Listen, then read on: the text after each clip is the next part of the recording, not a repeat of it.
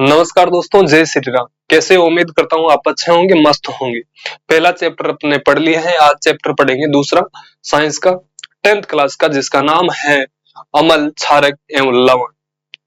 सबसे पहले ये डिस्कशन करते हैं कि अम्ल, क्षारक, लवण होता है क्या है, और इसके बाद में अपन टॉपिक वाइज या पॉइंट वाइज आगे बढ़ेंगे। चलिए शुरू करते हैं। सबसे पहले देखें कि अम्ल क्या होता है। अम्ल क्या होता है? आप भोजन करते हो, भोजन करते समय भोजन का स्वाद है, भोजन का स्वाद है वो अलग अलग प्रकार से होते हैं। कई भोजन है मीठा होते हैं, तो कई कड़वा भी होते हैं, कई खट्टा होते हैं। तो उन्हीं भोजन में से जिन पदार्थों का स्वाद खट्टा होता है, कैसा होता है? खट्टा होता है, निश्चित तौर पर वो अम्ल कहलाते हैं। क्या कहलाते हैं? अम्ल कहलाते हैं। क्लियर? यानी मैं बात करूं अम्ल की, तो सर स्वाद में कैसे होंगे? खट्टे होंगे। स्वाद कैसा होगा? खट्टा होगा। अरे कैसा होगा? खट्टा होगा। कैसा होगा? खट्टा होगा।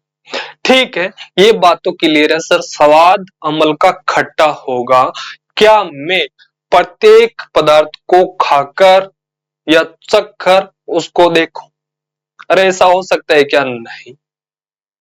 अब कई तो ऐसे भी होते कि मान लो कोई बुजुर्ग व्यक्ति है, बूढ़ा व्यक्ति है, और बुजुर्ग व्यक्ति में 30% स्वाद कलिकाएं रहती है।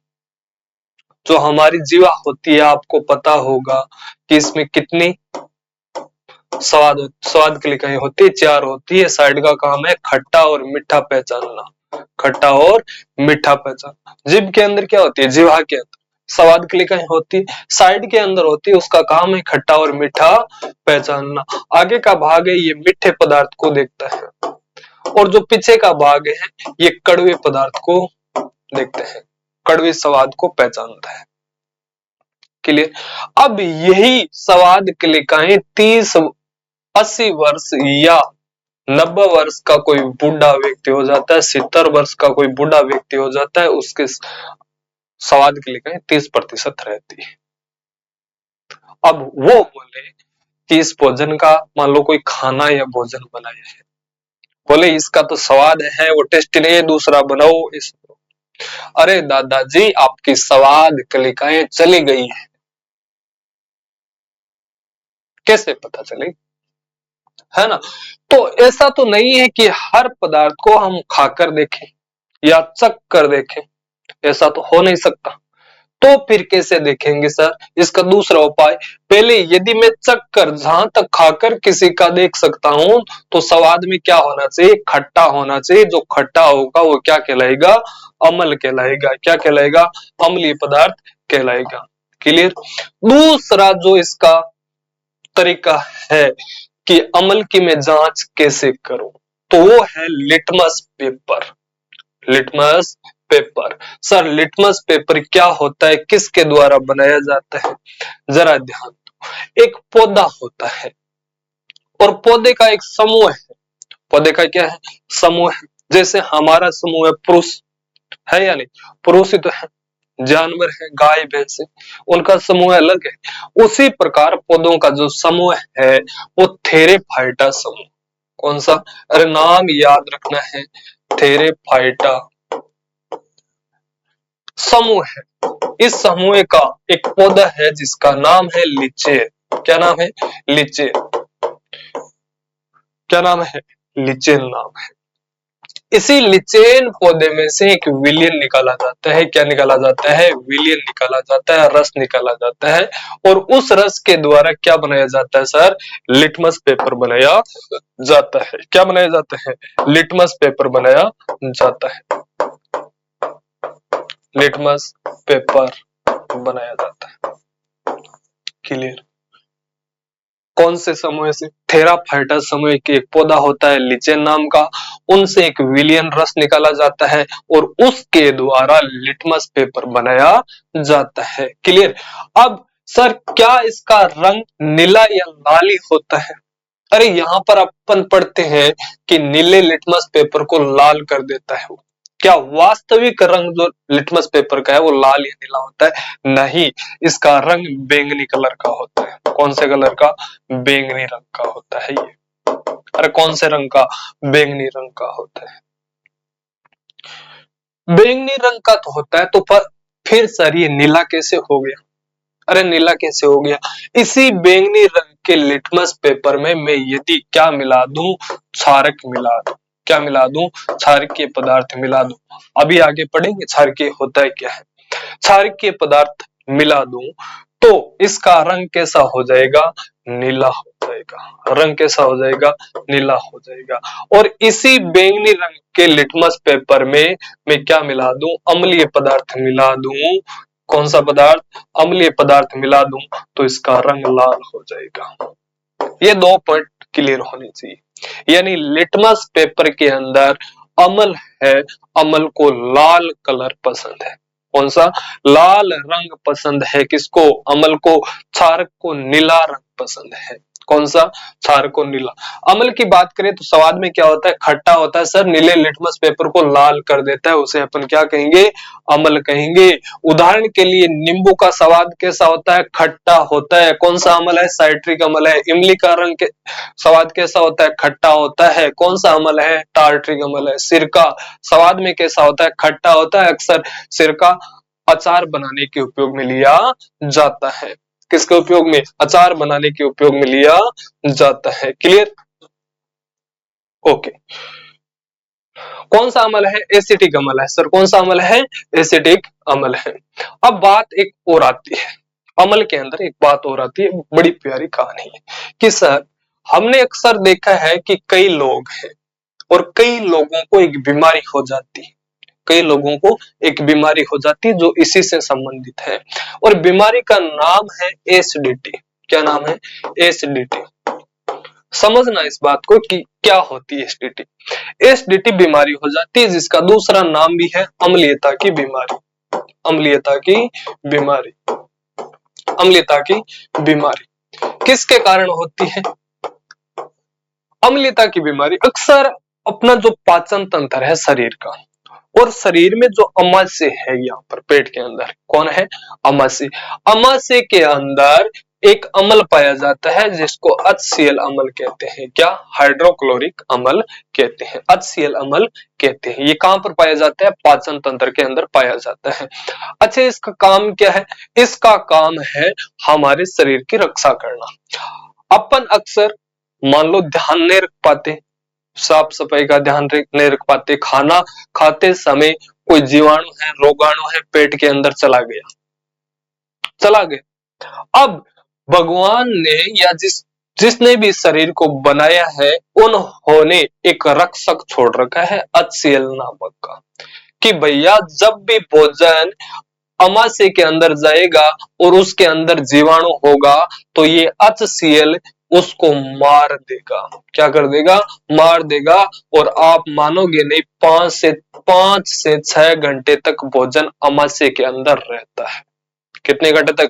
5 से 6 घंटे तक अमाशय के अंदर भोजन रहता है।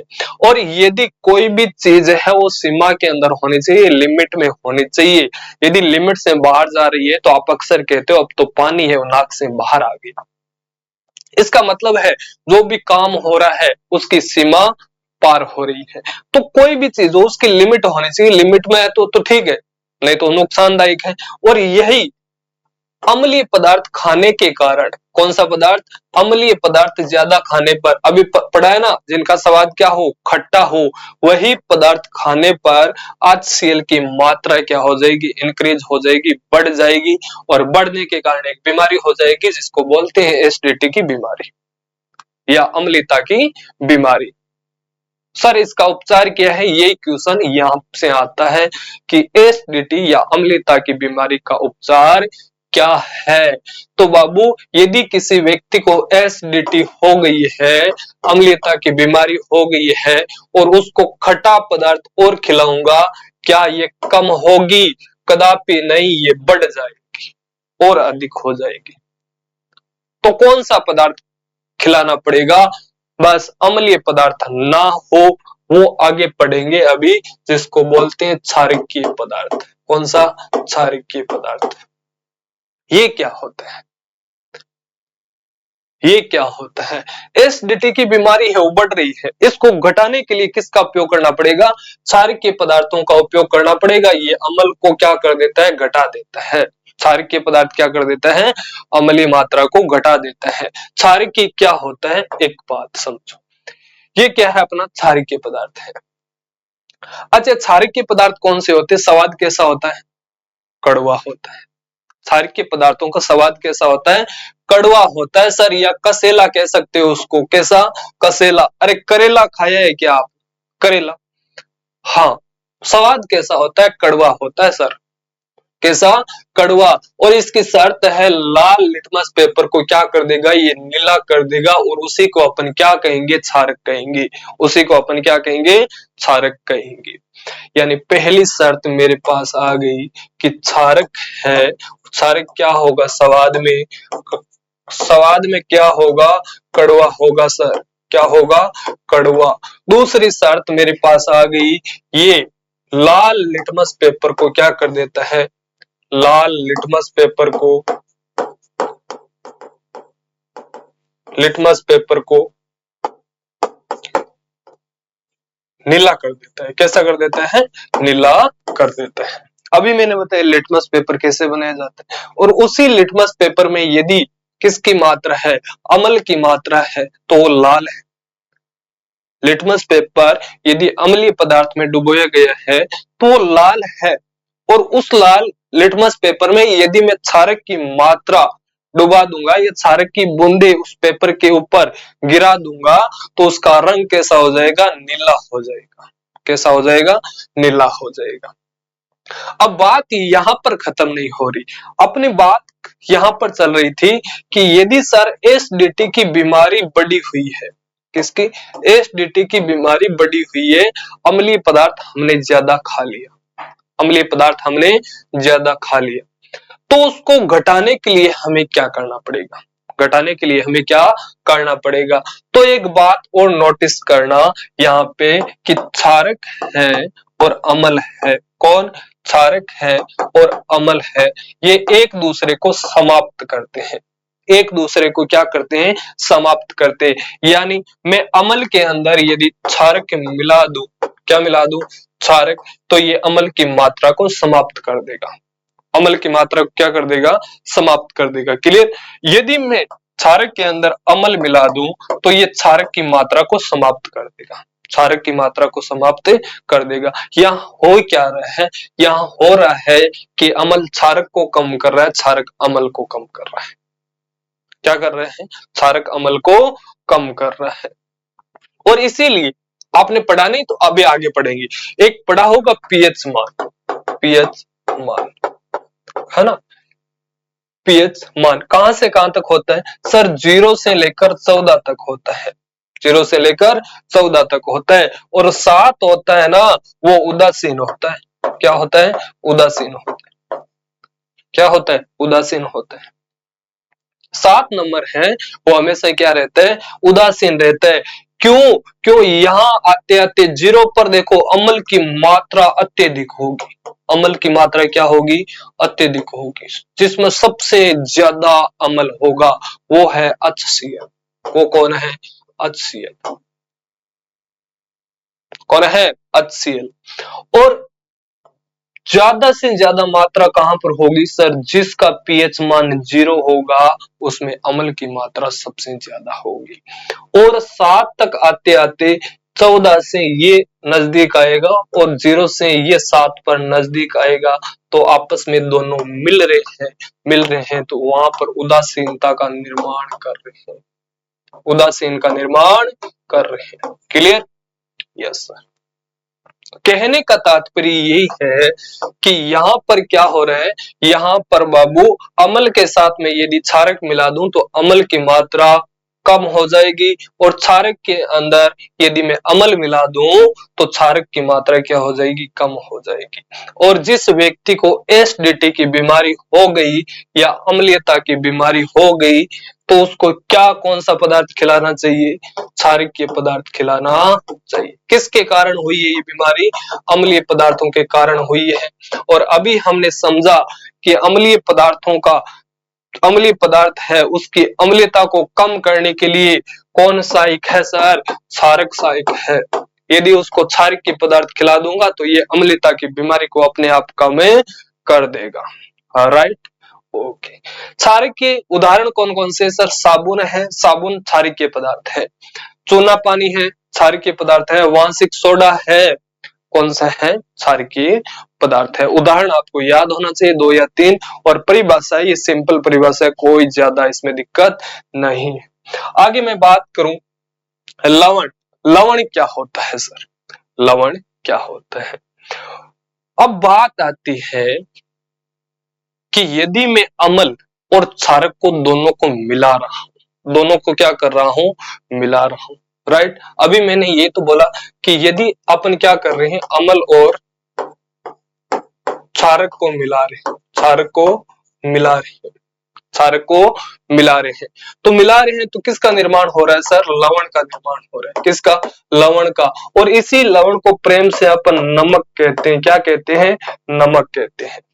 अरे क्या कहते हैं, नमक कहते हैं। और विज्ञान की भाषा में इसका छोटा सा सूत्र है NaCl, sodium chloride, sodium chloride. Clear, क्या कहते हैं, NaCl कहते हैं। समझ में आई बात, यस सर। अब ये अम्ल और क्षारक दोनों मिलेंगे तो एक पदार्थ का निर्माण करेंगे जिसको लवण कहते हैं, और लवण के साथ एक पदार्थ और बनेगा H2O। क्या बनेगा, H2O। क्या बनेगा, H2O। जब अम्ल और क्षारक आपस में अभिक्रिया करते हैं तो लवण और जल बनता है। इस प्रक्रिया को एक प्रेम से नाम याद रखना है, उदासीनीकरण अभिक्रिया। कौन सी अभिक्रिया, उदासीनीकरण अभिक्रिया। मैंने अभी आपको समझाया कि यदि पीएच मान 0 से शुरू होता है, कहां तक जाता है, 14 तक जाता है। कहां तक, 14 तक। और 7 पर क्या होता है, उदासीन होता है। 7 पर क्या होता है, उदासीन होता है। अरे क्या हो रहा है, उदासीन। अब ये जो 7 से 0 तक है ये अम्लीय भाग है। कौन सा भाग है, अम्लीय भाग है। और ये है क्षारकीय भाग। कौन सा है, क्षारकीय। 7 से 14 तक कोई भी पदार्थ होगा जिसका पीएच मान 7 से 14 तक होगा वो क्षारकीय कहलाएगा। क्या कहलाएगा, क्षारकीय। और 7 से 0 तक होगा उसका जिसका पीएच मान, उसको अपन क्या कहेंगे, अम्लीय कहेंगे। क्या कहेंगे, अम्लीय कहेंगे। क्लियर। और 7 पर जो होगा यहाँ पर कहीं ना कहीं लवण का निर्माण हो रहा है या जल का निर्माण हो रहा है। किसका, जल का निर्माण हो रहा है, और जिसको अपन उदासीन कहते हैं। जिसको अपन क्या कहते हैं, उदासीन कहते हैं। क्या कहते हैं, उदासीन। और इसी अभिक्रिया को अपन उदासीनीकरण अभिक्रिया कहते हैं। उदासीनीकरण अभिक्रिया कहते हैं। Clear, yes. अब एक बड़ा प्यारा इसका उदाहरण है, वो आपको याद रखना है कि लवण का कौन सा उदाहरण है और कौन सा समीकरण बनता है। कौन सा समीकरण बनता है। अब यहां पर मैं देखूं तो सबसे ज्यादा अम्ल की मात्रा है तो है HCl की।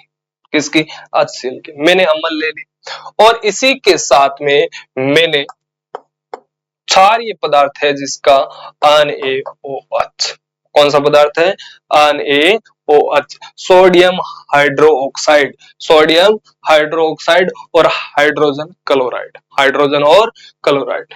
सर यदि इसकी मैं अभिक्रिया कराऊंगा, दोनों को साथ में मिलाऊंगा, एक अम्लीय पदार्थ है, ध्यान देना, ये कौन सा पदार्थ है, अम्लीय पदार्थ है, अम्ल है। और ये क्या है, क्षारक है। ये क्या है, क्षारक है। इन दोनों को मैं यदि मिला रहा हूं, साथ में मिला रहा हूं, तो यहां पर एक पदार्थ बनेगा NaCl। कौन सा, NaCl। Na है वो किसके साथ मिल जाएगा, Cl के साथ में मिल जाएगा और एक निर्माण कर लेगा किसका, लवण का। सर किसका निर्माण कर लेगा? लवण का। और इसी के साथ एक निर्माण और होगा H2O। बचा कौन?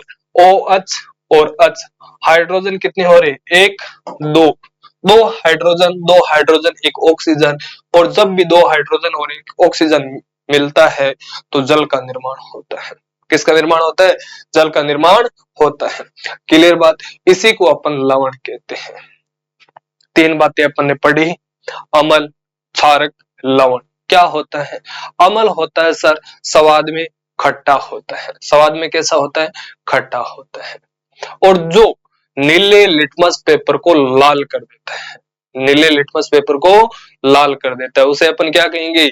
अम्ल कहेंगे।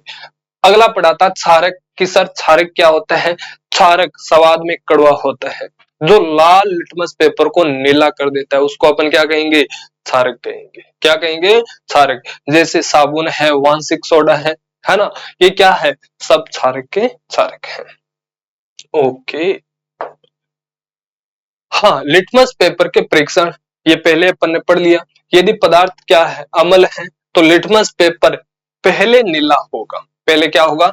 नीला। और जैसे ही अम्ल ये पदार्थ की बूंदे उस पर डालूंगा तो उसका रंग कैसा हो जाएगा? लाल हो जाएगा। क्षारक है, पहले लिटमस पेपर लाल होगा, जैसे ही क्षारक की बूंदे उस पर डालूंगा तो उसका रंग कैसा होगा? नीला हो जाएगा। दो रंग आपको याद होना चाहिए, अम्ल को लाल पसंद है, क्षारक को नीला पसंद है। क्षारक को नीला पसंद है।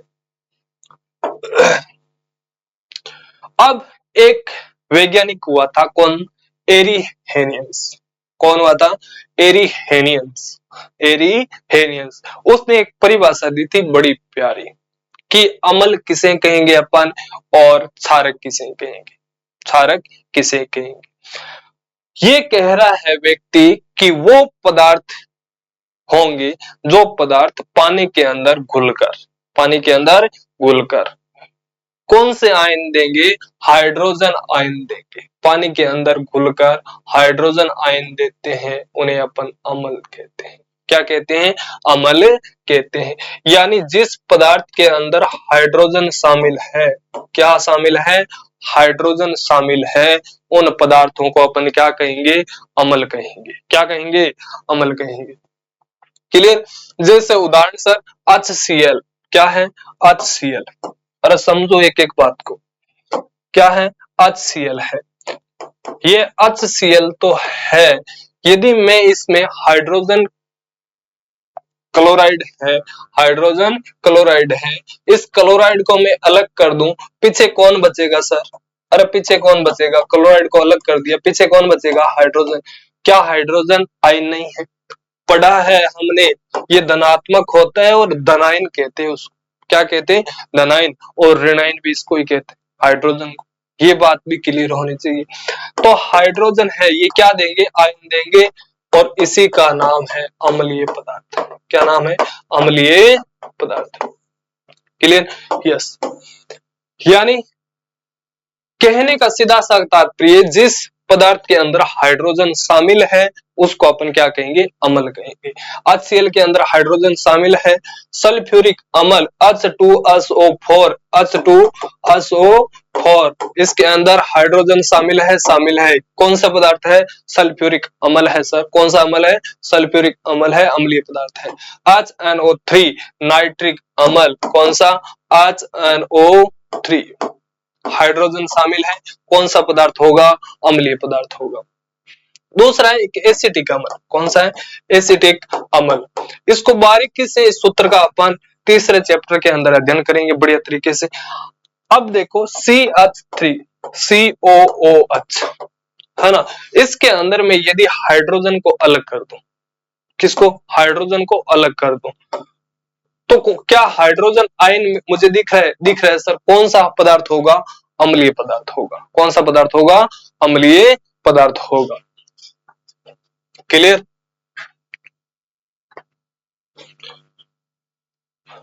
आगे देखें तो आगे आगे क्षार है। एरिहेनियंस ने एक परिभाषा दी कि क्षार क्या होता है?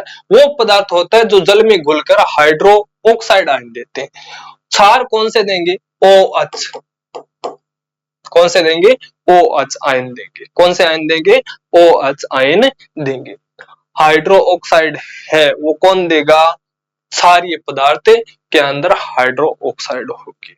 यानी मुझे किसी भी सूत्र के अंदर केवल H दिखाई दे तो कौन सा पदार्थ है? अम्लीय पदार्थ है। कौन सा पदार्थ है? अम्लीय पदार्थ है। और किसी पदार्थ के साथ में OH दिखाई दे तो कौन सा है? क्षारीय पदार्थ है। कौन सा पदार्थ है? क्षारीय पदार्थ है। दो नियम आपको याद होना चाहिए। सीधी सी बात है, जिसके अंदर हाइड्रोजन हो अम्लीय पदार्थ है, और जिसके अंदर OH हाइड्रोक्साइड शामिल हो तो कौन सा है? क्षारीय पदार्थ है।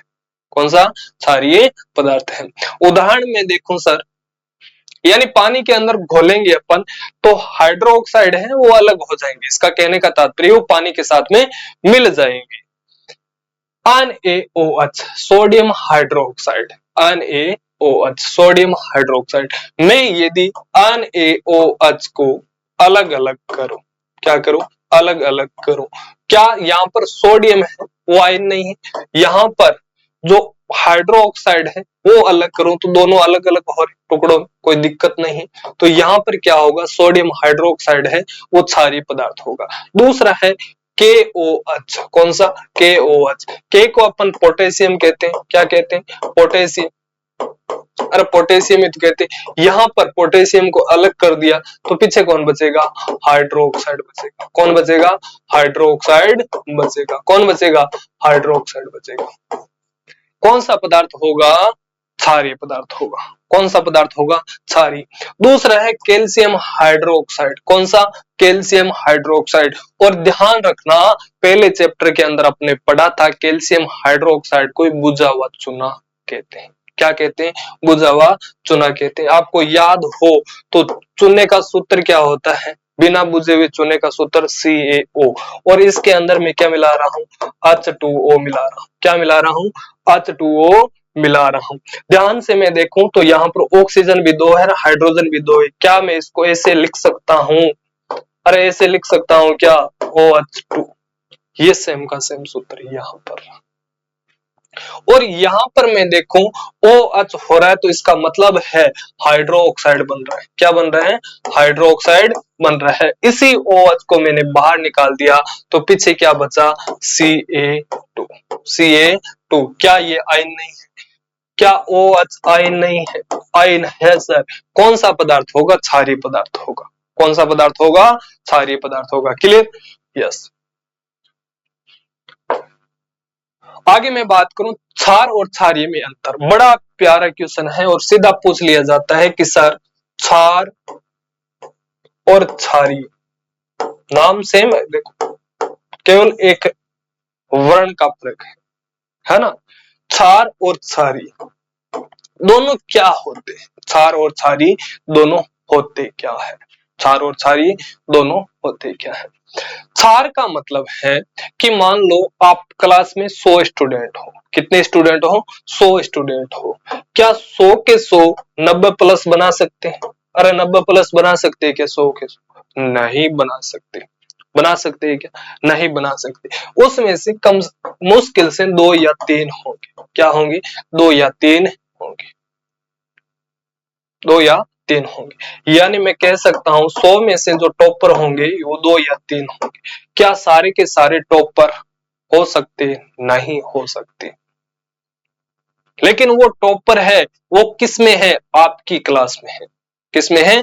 आपकी क्लास में। That's all. यही यहां पर होगा। क्या होगा कि जो क्षार जल में घुलनशील होते हैं उसे क्षारीय कहते हैं। यानी जो क्षार है, जो क्षार है, मान लो यहाँ पर 100 क्षार है। 100 क्या है? क्षार है। 100 क्या है? क्षार है। और इसमें से 50 क्षार पानी के अंदर घुल सकते हैं। किसके अंदर? पानी के अंदर घुल सकते हैं। पानी के अंदर मिल सकते हैं। अब ये 50 क्षार क्या कहलाएंगे? क्षारीय कहलाएंगे। क्या कहलाएंगे? क्षारीय कहलाएंगे। बाकी के 50 है वो क्षारीय कहलाएंगे, ना कि क्षारीय कहलाएंगे। यानी 50 पीछे कौन बचे? 50। इनको अपन क्षारीय नहीं कह सकते। जो पानी के अंदर मिल सकते हैं उनको अपन क्षारीय कहेंगे, और नहीं मिल सकते उनको क्षारीय कहेंगे। कहने का तात्पर्य सभी क्षारीय क्षार हो सकते हैं। सभी क्षारीय क्षार हो सकते। सभी क्षारीय कहां से निकल के, इन्हीं क्षार में से निकल के आए देखो, और वो कहां पर जाके मिल रहे, पानी में, और इनका नाम क्या हो गया, क्षारीय हो गया। यानी सभी क्षार क्षारीय हो सकते, लेकिन सभी क्षार है वो क्षारीय नहीं हो सकते, सभी क्षारीय क्षार नहीं हो सकते। क्लियर? यस। उदाहरण के लिए सर, उदाहरण की बात मैं करूं तो मेरे पास कौन है, अरे कौन है, NaOH है। कौन है, NaOH, सोडियम हाइड्रोक्साइड। दूसरी बात करूं, KOH, पोटेशियम हाइड्रोक्साइड। ये क्षारीय है, ये पानी के अंदर घुल सकते हैं, पानी के अंदर घुल सकते हैं, पानी के अंदर घुल सकते हैं। लेकिन मैं वही बात करूं, CuOH2, copper hydroxide, copper hydroxide, क्या कॉपर को पानी के अंदर घोल सकते हो, नहीं घोल सकते। घोल सकते हो क्या, नहीं घोल सकते। तो इसका नाम क्या हो गया सर, क्षार हो गया। क्या हो गया, क्षार हो गया।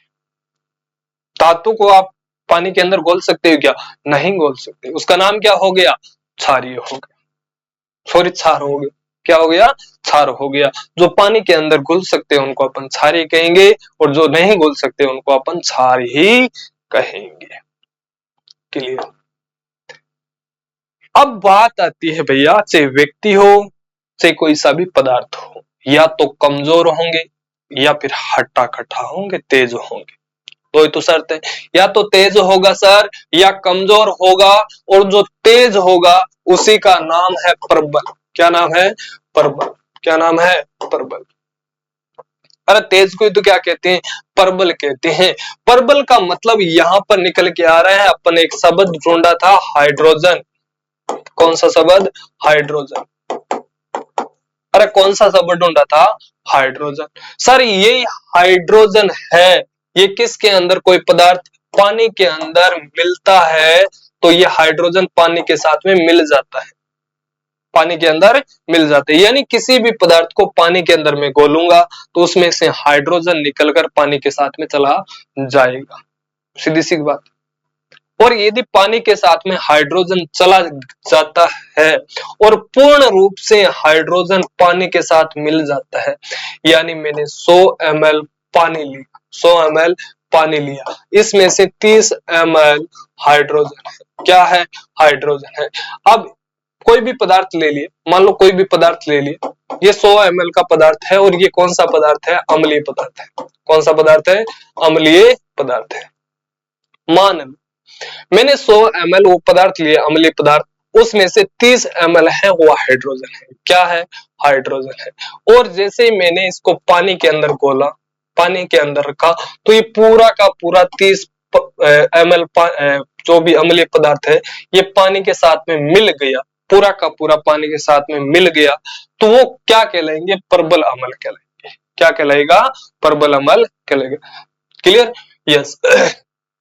यानी जो तेज होगा, जो तेज अम्ल होगा, ये हाइड्रोजन का पूर्ण क्या कर लेंगे, आयनीकरण कर लेंगे। क्या कर लेंगे, आयनीकरण कर लेंगे। अरे क्या कर लेंगे, आयनीकरण कर लेंगे। क्लियर बात? यस। यानी वे अम्ल जो जल में पूर्ण रूप से आयनीकरण करते हैं वो प्रबल अम्ल कहलाते हैं। वो क्या कहलाते हैं, प्रबल अम्ल कहलाते हैं। कहने का तात्पर्य वही, मेरे पास 100 ml या मान लो 1 लीटर पानी है, 1 लीटर अम्ल का पदार्थ है, 1 लीटर क्या है, अम्ल का पदार्थ है, उसमें से 500 ग्राम क्या है, अरे 500 ग्राम क्या है, हाइड्रोजन मिला हुआ है उसके अंदर। और पानी उसके साथ जैसे ही मैं मिलाऊंगा, पानी उसके साथ मिलाऊंगा, तो ये 500 का 500 ग्राम पानी के साथ में मिल गया, तो वो तो प्रबल अम्ल है, अन्यथा प्रबल अम्ल नहीं है। क्लियर? उदाहरण सर, उदाहरण की बात मैं करूं तो प्रबल अम्ल के अंदर आता है HCl। कौन, HCl, hydrochloric. H2SO4, H2SO4 sulphuric अम्ल, HNO3 नाइट्रिक अम्ल, नाइट्रिक अम्ल। ये क्या है, ये प्रबल अम्ल है। ये क्या है, प्रबल अम्ल है ना, प्रबल अम्ल है। अब बात आती है सर, प्रबल अम्ल होगा, तेज होगा, वहां पर कमजोर भी होगा, कोई शक नहीं है। अरे तेज होगा वहां पर कमजोर भी तो हो सकता है या नहीं हो सकता? हो सकता है। हो सकता है तो वे अमल जो जल में पूर्ण रूप से आयनीकरण नहीं करते वो दुर्बल अमल कहलाते हैं। यानी वह अमल होंगे जो हाइड्रोजन, यानी मेरे पास वही 100 ml क्या है? अम्लीय पदार्थ है। क्या है? अम्लीय पदार्थ है। अरे क्या है? अम्लीय पदार्थ है। इस 100 ml में मान दो 30% या 30 ml क्या है? हाइड्रोजन है। क्या है? हाइड्रोजन है। अब मैं किसके साथ में मिलाऊं इसको? पानी के साथ में मिला दो सर। किसके साथ में? पानी के साथ में मिला दो। और इस 30 ml में से 15 ml ही, कितना? 15 ml ही हाइड्रोजन इसके साथ में मिल पाता है, 15% नहीं मिल पाता। तो इसका पूर्ण आयनीकरण हो रहा है क्या? नहीं हो रहा।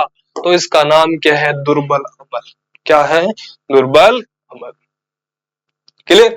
यस। उदाहरण के लिए बात करूं सर, एसिटिक अम्ल आता है। कौन सा? CH3COOH। CH3COOH एसिटिक अम्ल है। किसके अंदर आएगा? दुर्बल अम्ल के अंदर आएगा। वो पानी के साथ पूर्ण रूप से घुल नहीं सकता। पानी के साथ पूर्ण रूप से घुल नहीं पाता। दूसरा है HCN। कौन सा? हाइड्रोसाइनिक अम्ल। ये नाम आपको याद होना चाहिए। हाइड्रोसाइनिक अम्ल HCN, ये भी पानी के साथ में पूर्ण रूप से घुल नहीं पाता। क्लियर? Yes sir. दूसरी, ये अपन ने बातें पढ़ ली है कि अम्ल है वो जल में विलीन में होकर क्या देते हैं? हाइड्रोजन आयन देते हैं। और जो क्षार होते हैं वो हाइड्रो ऑक्साइड आयन देते हैं। हाइड्रो ऑक्साइड आयन देते हैं। प्रबल अम्ल है वो पूर्ण आयनीकरण होते हैं, यानी हाइड्रोजन का पानी के साथ आयनीकरण हो जाता है पूर्ण रूप से। दुर्बल अम्ल है उसका पूर्ण रूप से आयनीकरण नहीं हो पाता। क्लियर? यस। आगे बात आती है उसी प्रकार जैसे प्रकार प्रबल अम्ल थे, दुर्बल अम्ल थे, उसी प्रकार होते क्षार। जो भी क्या होते हैं? प्रबल होते हैं और क्या होते हैं? दुर्बल होते हैं। प्रबल होते हैं और दुर्बल होते हैं। यानी प्रबल क्षार में किसे कहूंगा? जो जल में पूर्ण वियोजित होकर हाइड्रोक्साइड आयन देते हैं उसे प्रबल क्षार कहते हैं। सेम की सेम बात है कि मेरे पास 100 ml क्या है? अब क्षार है। अब क्या होगा? क्षार होगा। और इसके साथ में 30 ml या 10 ml क्या है? हाइड्रोक्साइड है। क्या मिला हुआ है? हाइड्रोक्साइड मिला हुआ है। यदि मैं इसको पानी के साथ मिलाऊं, किसके साथ मिलाऊं? पानी के साथ मिलाऊं। यदि पूरी तरीके से 10 ml है वो पानी के साथ में मिल गया तो क्या होगा? प्रबल क्षार होगा। क्या होगा? प्रबल क्षार होगा। और यदि पूरा नहीं मिला तो क्या होगा? दुर्बल क्षार होगा। उदाहरण के लिए sir NaOH, sodium hydroxide. Sodium hydroxide क्या है? प्रबल क्षार है। क्या है? प्रबल क्षार है। पोटेशियम हाइड्रोक्साइड क्या है? प्रबल क्षार है। क्या है? प्रबल क्षार है। क्लियर? यस। अगले मैं बात करूं दुर्बल क्षार की, सेम क्या हो जाएगा? इसके ऑपोजिट हो जाएगा।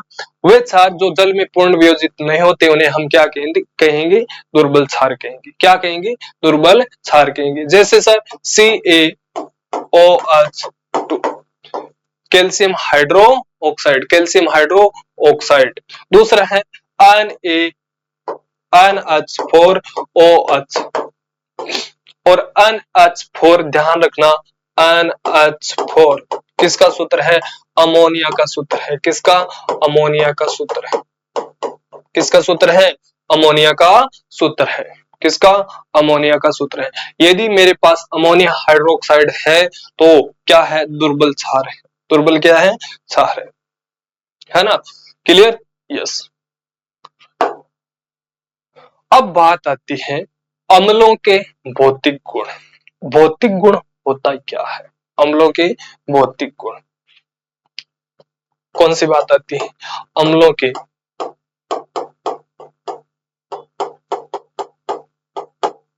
भौतिक गुण। अरे भौतिक गुण होता क्या है? एक तो होता है कृत्रिम गुण, नाम सुना होगा। एक होता है भौतिक गुण, है ना? भौतिक गुण, एक होता है प्राकृतिक गुण। तीनों अलग अलग है, लेकिन प्राकृतिक और भौतिक गुणों में ज्यादा डिफरेंट नहीं है ना। भौतिक गुणों में प्राकृतिक गुणों में ज्यादा डिफरेंट नहीं। कैसे सर? भौतिक गुण का मतलब होता है आपको दिखने वाला, आपको दिखने वाला। जैसे जैसे आपके दो कान है, दो क्या है? कान है, एक नाक है, 10 अंगुलियां है ना, दो हाथ है। ये आपके कौन से गुण है? भौतिक गुण है। कौन से? भौतिक गुण है। आपका रंग कैसा है? काला या गोरा है ना। तो ये सब क्या है? भौतिक गुण है। उसी प्रकार अम्लों के भी क्या होते हैं? भौतिक गुण होते हैं। और अभी इसमें से मान लो एक हाथ को काट दिया और आपका एक हाथ कर दिया, अब आपके हाथ कितने हैं? इसको अपन कहेंगे कृत्रिम गुण। क्या कहेंगे? कृत्रिम गुण कहेंगे। क्या कहेंगे? कृत्रिम गुण कहेंगे। यानी अपन कह सकते हैं जो प्राकृतिक गुण होते हैं उन्हीं को अपन भौतिक गुण कहते हैं। क्या कहते हैं? भौतिक गुण कहते हैं। तो अम्लों के भौतिक गुणों की मैं बात करूं, क्या करूं? अम्लों के भौतिक गुणों की बात करूं तो अम्ल स्वाद में कैसे होंगे? खट्टे होंगे। स्वाद में कैसे होंगे? खट्टे होंगे। अम्ल नीले लिटमस पेपर को लाल कर देते हैं, है ना। और एक पॉइंट और याद रखना है आपको कि अम्ल है वो संक्षारक प्रकृति के होते हैं। कौन सी प्रकृति के? संक्षारक प्रकृति के। संक्षारक होता क्या है सर? एक नाम है संक्षारक। अरे संक्षारक होता क्या है? संक्षारक होता क्या है? संक्षारक संक्षारक का काम है किसी वस्तु को घटा देना या नुकसान करना। क्या करना? नुकसान करना। जैसे सर, जैसे लोहे पर जंग लगा, लोहे पर जंग लगा, लोहे पर जंग लगा। अरे लोहे पर जंग लगेगा तो क्या लोहा खत्म नहीं होगा? अरे खत्म ही तो होगा। खत्म होगा तो क्या हो रहा है? नुकसान हो रहा है। क्या हो रहा है? नुकसान हो रहा है। तो उसी प्रकार अमल है, ये क्या करता है? नुकसान करता है, उस वस्तु को घटा देता है। क्या कर देता है? घटा देता है। उसी का नाम है संक्षारक। जैसे कपड़ा है, लकड़ी है, कागज आदि को नुकसान पहुंचा सकते हैं। जो अम्लीय पदार्थ है कपड़े को क्या कर सकते हैं? नुकसान दे सकते हैं, उसको कम कर सकते हैं, उसको खराब कर सकते हैं, उसको जला सकता है। लकड़ी है, कागज है, इनको क्या कर सकता है? अम्लीय पदार्थ नुकसान करता है। 3 पॉइंट है, आपको याद होना चाहिए अच्छी तरीके से। अगला है अम्लों के उपयोग। सर अम्लों के उपयोग कौन कौन से हैं? अम्लों के उपयोग कौन कौन से? ध्यान देना। अम्लों का एक तो उपयोग है जितनी भी उर्वरक बनती है, क्या बनती है? उर्वरक खाद बनती है खेतों के अंदर, उस खाद के निर्माण में अम्लों का प्रयोग किया जाता है। जितने भी अम्लीय पदार्थ है उर्वरक के लिए, जितने भी खाद बनती है, जैसे आपने नाम सुना होगा यूरिया, है ना, डीएपी। क्या नाम सुना है? डीएपी। ये जितने भी खाद बनती है इसके अंदर अम्लीय पदार्थों का उपयोग किया जाता है। दूसरा, जितनी भी दवाएं बनती है, क्या बनती है? दवाई, इसमें किसका प्रयोग किया जाता है? अम्लीय पदार्थों का प्रयोग किया जाता है। और तीसरा, सोने चांदी की सफाई करनी है, सोने चांदी की सफाई करनी है, सोने चांदी की सफाई करनी है। क्या करनी है? सफाई करनी है ना। आपने अक्सर देखा होगा सोना है, चांदी है, चांदी के ऊपर धीरे धीरे समय लगने के कारण उस पर काली परत आ जाती है, आती है ना। वो एक संचारक का काम करती है। क्या लग जाती है? संचारक। अब सोनार जो भी होगा उस चांदी की परत को हटाने के लिए अम्लीय पदार्थों का प्रयोग करेगा। कौन से पदार्थों का? अम्लीय पदार्थों का प्रयोग करेगा। अच्छा, दूसरा आपने एक देखा होगा बैटरी। क्या देखा है? बैटरी। अरे बैटरी तो सबका देखा होगा, है? बैटरी तो देखा होगा। बैटरी के अंदर वो बैटरी नहीं चसाने वाली बैटरी जो आता है ना, बोटा बोलते हो आप, बोटा, उस बैटरी के अंदर पानी आता है ना, पानी आता है। उस पानी के रूप में काम में लिया जाता है। किसको? अम्लों का उपयोग किया जाता है। लीड एसिड बैटरी में उपयोग किया जाता है। दूसरा, रसायन उद्योग है। कौन सा? रसायन उद्योग है। रसायन उद्योग, उन उद्योगों के अंदर अम्लीय पदार्थों का उपयोग किया जाता है। किसका उपयोग किया जाता है? अम्लीय पदार्थों का उपयोग किया जाता है। कहां पर? फैक्ट्रियों के अंदर रसायन उद्योग है, है ना, केमिकल फैक्ट्रीज है, उसके अंदर अम्लीय पदार्थों का उपयोग किया जाता है। बैटरी में, लीड एसिड बैटरी में अम्लीय पदार्थों का उपयोग किया जाता है। दवाइयों के निर्माण में अम्लीय पदार्थों का उपयोग किया जाता है। उर्वरक खाद बनाने में अम्लीय पदार्थों का उपयोग किया जाता है। चारों के चारों पॉइंट आपको याद होना चाहिए। 4 है, 5 है और 3 है इसके क्या, भौतिक गुण, ये भी आपको याद होना चाहिए। चलिए आगे बढ़ते हैं। अब बात आती है अम्लों के गुण पढ़ लिए अपने, क्षारीय गुण। अरे क्षारीय पदार्थ है, उसका भौतिक गुण क्या होना चाहिए और उसका उपयोग कहां पर किया जाता है। सर अपन ने पढ़ रखा है, भौतिक गुण की बात करो तो क्षारीय है वो स्वाद में कड़वे होते हैं। स्वाद में कैसे होते हैं, कड़वे होते हैं। अरे स्वाद में कैसे होते हैं, कड़वे होते हैं। स्वाद में कैसे होते हैं, कड़वे होते हैं, तीखे होते हैं। मिर्च खाई है क्या कभी? अरे मिर्च खाई है क्या कभी? करेला खाया है क्या? स्वाद में क्या होता है, कड़वा होता है। खाया है ना? हाँ, कड़वा। क्षार, क्षार है वो लाल लिटमस पेपर को क्या कर देता है, नीला बना देता है। क्या कर देता है, नीला बना देता है। और क्षार, एक बात और याद रखना, क्षार है, साबुन बनाई जाती है ना, साबुन में क्षार की मात्रा होती है। कौन सी मात्रा होती है, क्षार की मात्रा होती है। और साबुन जब भी आप यूज में करते हो, आपने देखा होगा वो चिकनी होती है। अरे होती है, नहीं होती, चिकनी होती है बाबू, होती है। हाँ, है ना। तो क्षार है वो क्या होते हैं, चिकने होते हैं, चिकने। हाय मेरे चिकने, चिकने होते हैं। क्या होते हैं, चिकने होते हैं ना। और दूसरी बात, क्षार भी है वो अम्लों की तरह संक्षारण की प्रवृत्ति के होते हैं। कौन सी प्रवृत्ति के, संक्षारण की प्रवृत्ति के होते हैं। यानी ये भी क्या करते हैं, नुकसान पहुंचा सकते हैं। उसमें कपड़ा लकड़ी जो भी है उसमें क्या कर सकते हैं, नुकसान पहुंचा सकते हैं यदि ज्यादा मात्रा में है तो। अब बात आती है क्षारों के उपयोग। सर साबुन बनाने के लिए क्षारों का उपयोग किया जाता है। जितने भी क्षारीय पदार्थ है साबुन बनाने के लिए उसका उपयोग किया जाता है। जैसे क्षार युक्त द्रव्य, है ना, क्षार युक्त द्रव्य, क्षार युक्त द्रव्य, द्रव्य बनाने के लिए काम में ली जाती है। दूसरा पेय पदार्थ है।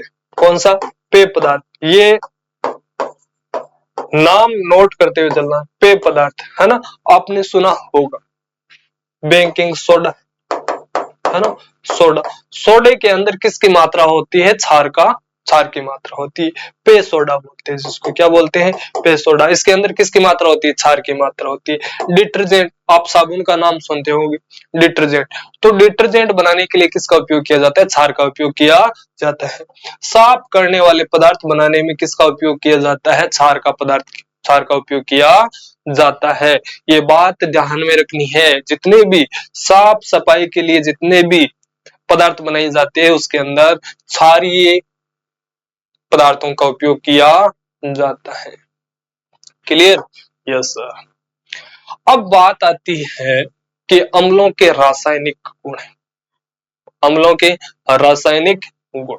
सर अम्लों के रासायनिक गुण कौन कौन से होते हैं, अम्लों के रासायनिक गुण कौन कौन से होते हैं।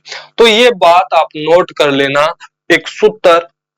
यदि मैं अम्लों की बात करूं, रासायनिक की बात करूं, अब तो पहले तो थे भौतिक गुण। कौन से थे, भौतिक गुण। भौतिक गुण तो उसमें विद्यमान है, किसी के साथ मिलाने की जरूरत नहीं है, मिलाने की जरूरत नहीं है। यहां पर बात आ जाती है कृत्रिम या रासायनिक, कृत्रिम या रासायनिक एक ही बात है, कृत्रिम या रासायनिक।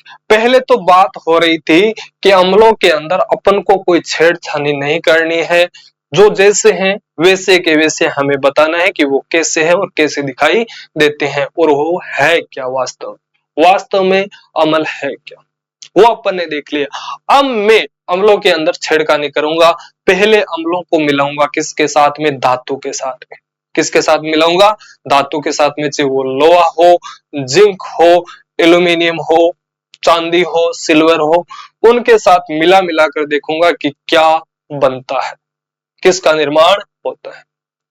रसायन का काम ही यही है कि एक पदार्थ दूसरे के साथ मिलाकर देखो क्या होता है और उसका उपयोग कहां पर हो रहा है। उसका उपयोग कहां पर हो रहा है। चलिए सबसे पहले देखते हैं अम्लों के रासायनिक गुण। अम्लों के रासायनिक गुण, अम्लों के रासायनिक गुण की बात करूं तो सबसे पहले मैं एक धातु ले लेता हूं। क्या ले लेता हूं? धातु। और धातु के साथ में क्या मिला देता हूं? अम्ल मिला देता हूं। क्या मिला देता हूं? अम्ल मिला देता हूं। अब ध्यान देना, जब भी धातु के साथ में अम्ल मिलाऊंगा, क्या मिलाऊंगा? अम्ल मिलाऊंगा, तो एक निर्माण होगा लवण का। किसका निर्माण होगा? लवण का। और लवण के साथ में गैस निकलेगी हाइड्रोजन गैस। कौन सी गैस? Hydrogen gas. ये बात रट लेना, है ना, ये बात तो रट लेना। और मेरी मानो तो कभी भूलना भी मत, कभी भूलना भी मत, है ना। भूल गए तो फिर खैर नहीं है आपकी। सबसे पहले मैं क्या कर रहा हूं सर, मैं धातु को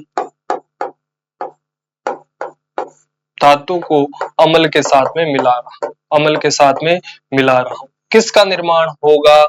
लवण का निर्माण होगा। अरे किसका निर्माण होगा? लवण का निर्माण होगा। किसका निर्माण होगा? लवण का निर्माण होगा। अब वो लवण है, हो सकता है किसी धातु के साथ में मिला हुआ हो, और इसी के साथ में सर हाइड्रोजन गैस का निर्माण होगा। कौन सा? हाइड्रोजन गैस का निर्माण होगा। किसका? हाइड्रोजन गैस का निर्माण होगा। ये सूत्र आपको याद होना चाहिए। जैसे सर मैं एक धातु ले रहा हूं, कौन सी? जेड। कौन सी धातु ले रहा हूं? जेड। और जेड एन के साथ में मैं अम्ल मिला रहा हूं HCl। क्या मिला रहा हूं? HCl। क्या मिला रहा हूं? HCl। अब ये क्या करेगा? ये हाइड्रोजन को अलग कर देगा और क्लोराइड को अपने साथ में मिला लेगा। क्या कर लेगा? ZnCl। ZnCl। और साथ ही साथ क्या कर देगा? हाइड्रोजन को अलग कर देगा। क्या कर देगा? हाइड्रोजन को अलग कर देगा। ये ZnCl करना है ना, ZnCl। जिंक क्लोराइड और हाइड्रोजन गैस का निर्माण हो जाएगा। किसका निर्माण हो जाएगा? जिंक क्लोराइड और हाइड्रोजन गैस का निर्माण हो जाएगा। क्या समीकरण संतुलित है? नहीं है सर, यहाँ पर हाइड्रोजन 2 है, यहाँ पर हाइड्रोजन 1 है। ये लो 2। यहाँ पर मैंने हाइड्रोजन को 2 किया तो ये क्लोराइड है, ये भी कह रहा है मुझे भी 2 करो, ये 2। और ये 2 किया तो Zn है, ये भी कह रहा है मुझे भी 2 करो। समीकरण संतुलित है। क्लियर? यस। उसी प्रकार एक पदार्थ और है मेरे पास, सल्फ्यूरिक अम्ल। कौन है? सल्फ्यूरिक अम्ल। H2SO4। H2SO4। ये कह रहा है किसके साथ मिला दूं इसको? आप ही लोहे के साथ में मिला दो। हाइड्रोजन सल्फेट के साथ में मैंने क्या मिला दिया? लोहा मिला दिया। अरे पुनः ध्यान दो, मैंने क्या कर रहा हूं मैं, एक एक बात है वो समझने लायक है। मैं हाइड्रोजन सल्फेट को यानी सल्फ्यूरिक अम्ल को किसके साथ मिला रहा हूं सर? लोहे के साथ मिला रहा हूं। किसके साथ मिला रहा हूं? लोहे के साथ में। H2SO4 क्या है? अम्ल है। ये क्या है? अम्ल है। अरे क्या है? अम्ल है। आप ई क्या है? लोहा है, जो धातु है। जो क्या है? धातु है। यदि इन दोनों को मैं जोड़ दूंगा तो किसका निर्माण होगा? अरे किसका निर्माण होगा? सीधी सी बात है, हाइड्रोजन को क्या कर देगा? विस्थापित कर देगा। और अब ही है वो किसके साथ मिल जाएगा? SO4 के साथ मिल जाएगा और सूत्र का निर्माण हो जाएगा। अब ही SO4 plus H2 hydrogen gas. Clear? Yes. उसी प्रकार मैं आगे देखता हूं किसका निर्माण कर रहा हूं। कहां तक पढ़ लिया आपने?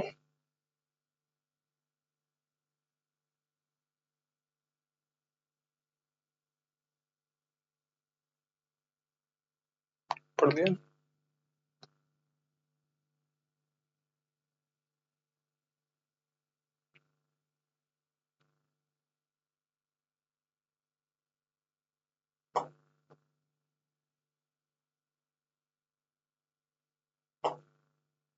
यस।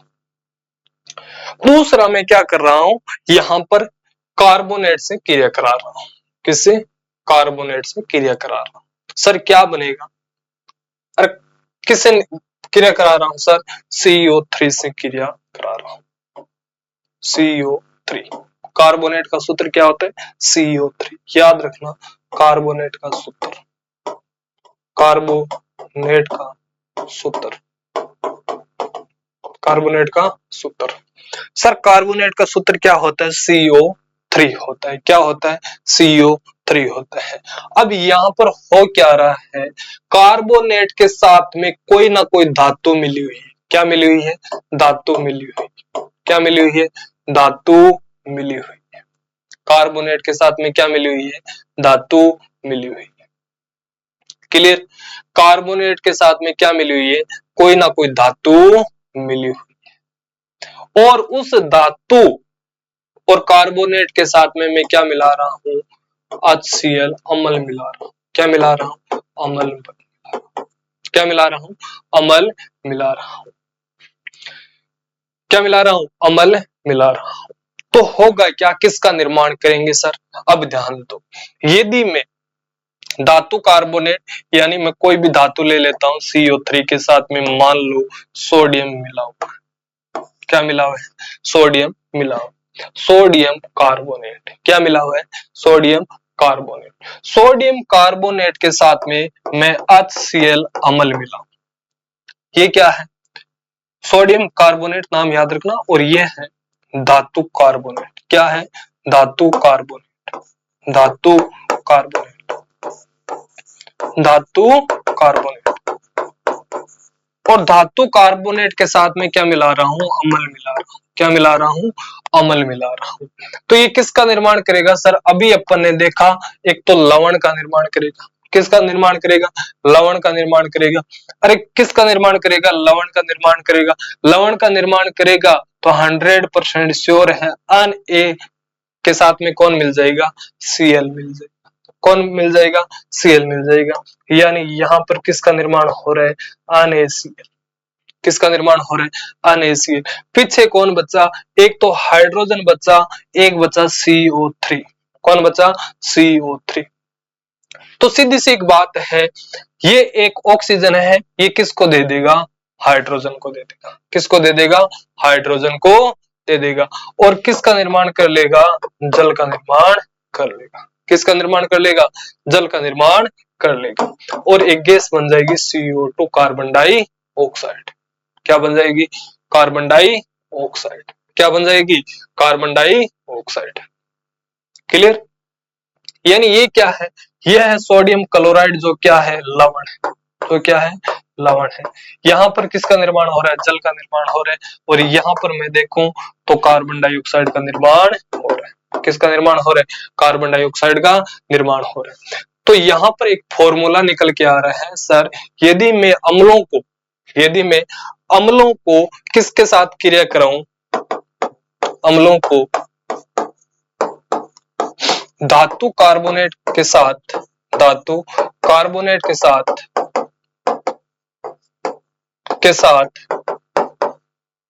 क्रिया करवाता हूं। क्या करवाता हूं? क्रिया करवाता हूं या अभिक्रिया करवाता हूं, है ना? तो एक सूत्र का निर्माण हो गया कि अपने पास क्या होनी चाहिए? अरे क्या होनी चाहिए? धातु कार्बोनेट होनी चाहिए। क्या होनी चाहिए? धातु कार्बोनेट होनी चाहिए। ये लो, धातु कार्बोनेट होनी चाहिए, यानी कोई सी भी धातु के साथ CO3 दिखना चाहिए। और उसके साथ में मैं क्या मिला दूं? HCl, यानी अम्ल मिला दूं। क्या मिला दूं? अम्ल मिला दूं। तो किसका निर्माण होगा? एक तो निर्माण होगा लवण का। किसका निर्माण होगा? लवण का।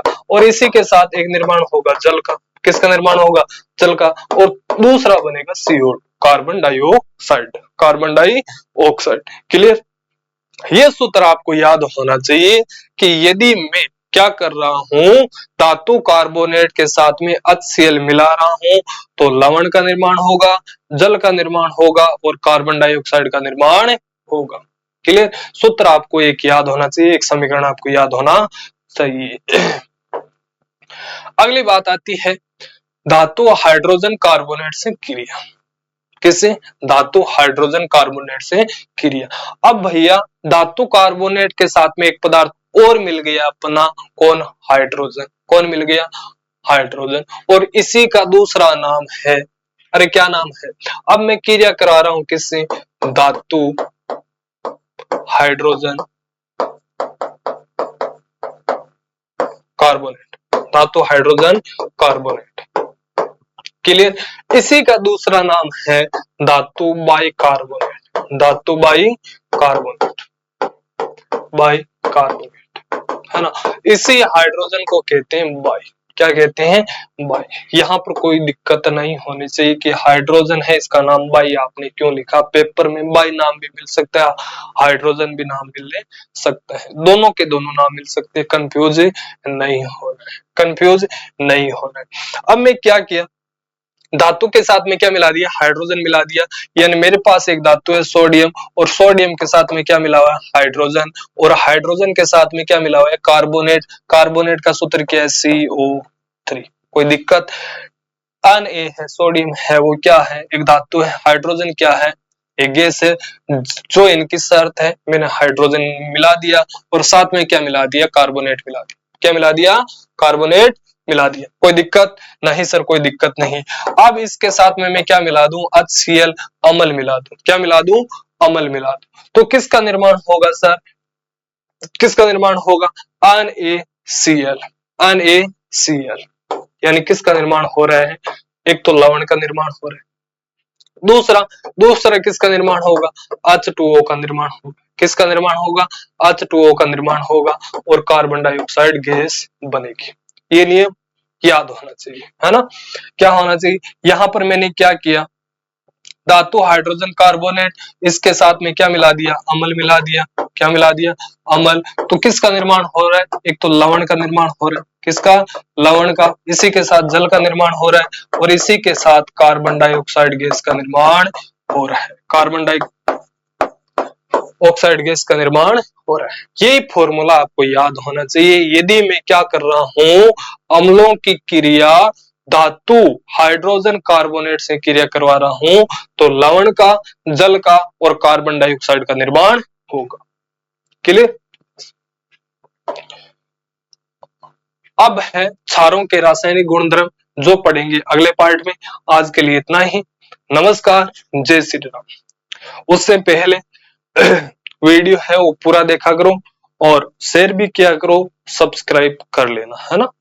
कंप्लीट पढ़ेंगे, बड़े प्रेम से पढ़ेंगे। जय श्री राम। मिलते हैं अगली क्लास में। आज के लिए राधे राधे।